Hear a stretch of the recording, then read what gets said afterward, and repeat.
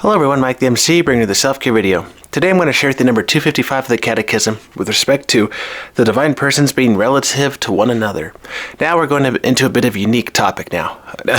Right, I've been talking about the Trinity, the dogma about it, etc. But now going into the relationship part, I think that is pretty fun to talk about because we can relate that to all sorts of contexts in life, family especially, right? You related to that person? Oh my gosh, how interesting. Okay, so now I'm going to share with you number 255 of the Catechism and see where this takes us.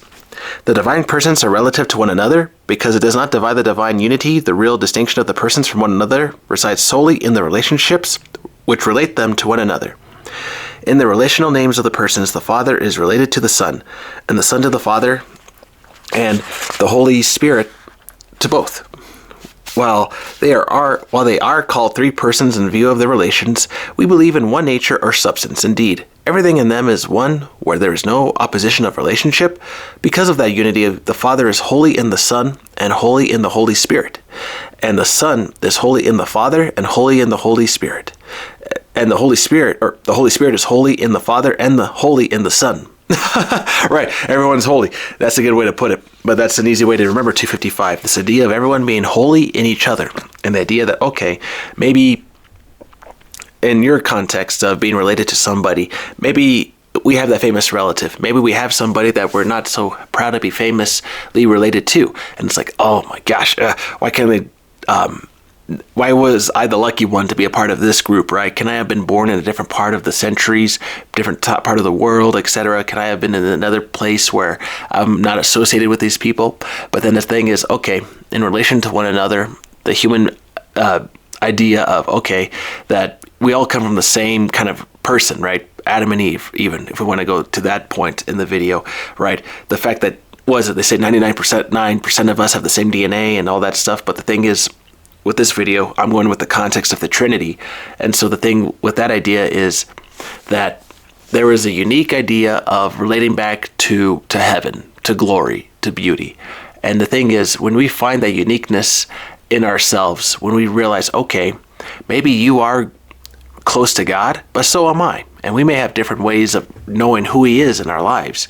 He may have helped me overcome the death of a family member. He may have helped you overcome the loss of a job, overcome a divorce, overcome some sort of thing in your life to where you're like, wow, I'm so proud that I'm not giving up on what I believe, and that faith has really kept me through the terrible moments.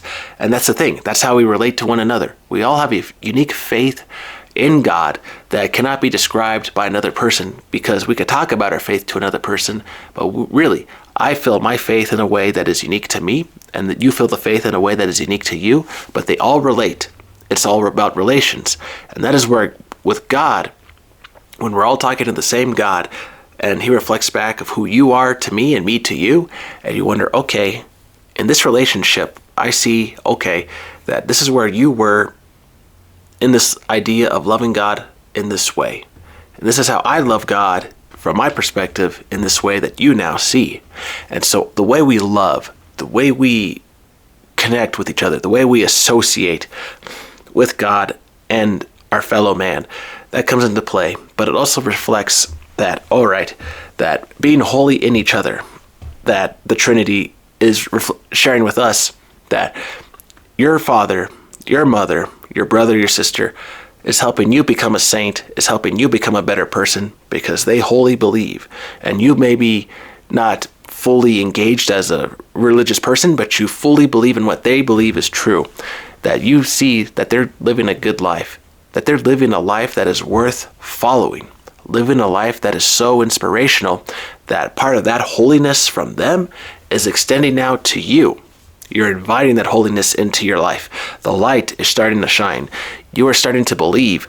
You're starting to hope. You're starting to not give up on anybody. You're starting to recognize, hey, if I grab onto the faith from that other person in some way, sort of catching a bit of that flame into my life that I need right now because I'm going through a dark time, that is what I need.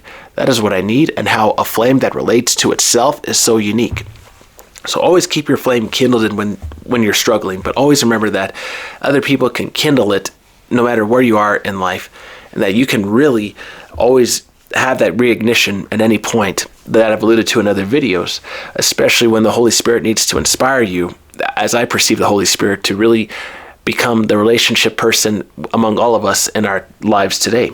And so the thing is also to not give up on other people and to be a source of light for others as well.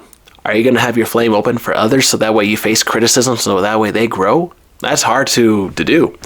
Are you willing to stand up and help another person when you know that they're going to argue and possibly fight back with you, right? So the thing is, know where you stand, know your bounds, know your boundaries, but to a point to where maybe you can emulate some light to another person, that is so helpful still. At least your presence, your identity is still there, that at least you're sharing with other people that, hey, I'm still here, I'm talking with you, or maybe I'm not talking to you, but indirectly my flame is catching you on fire in a good way. You are now ignited because you are now witnessing from my flame that fire is now something you can grab and put into your life. I've done something on this channel that I'm creating something, and if you could take any fire from it, from my channel to you, that's all I want. That's perfect. That's beautiful. Right. As a counselor, as someone who's trying to help the community in some way, the whole world, right. If I'm emulating a flame and you're grabbing from it, excellent, right? That's how, right, even the Olympics, right? The flame has to, the torch get to the main area to where, okay, now the flame is ignited, keep it going, and now the flame, as it traveled across the world to now get to that one spot, everyone saw it, they believe, and now it made it to the finish line, but now it's emulating there in that spot where they put the flame, I forget what they call that, and the spot right there for others to see, visible. So that way they now believe and can say, hey, this event is real, I believe in it, so let's get over there and attend the event together in this party. Let's get to the same party, everybody. All right, hope this video finds you well with the number 255 of the Catechism, that you are recognizing that your flame can help other people, and that you can have help from other people by taking a part of their flame into your life as well.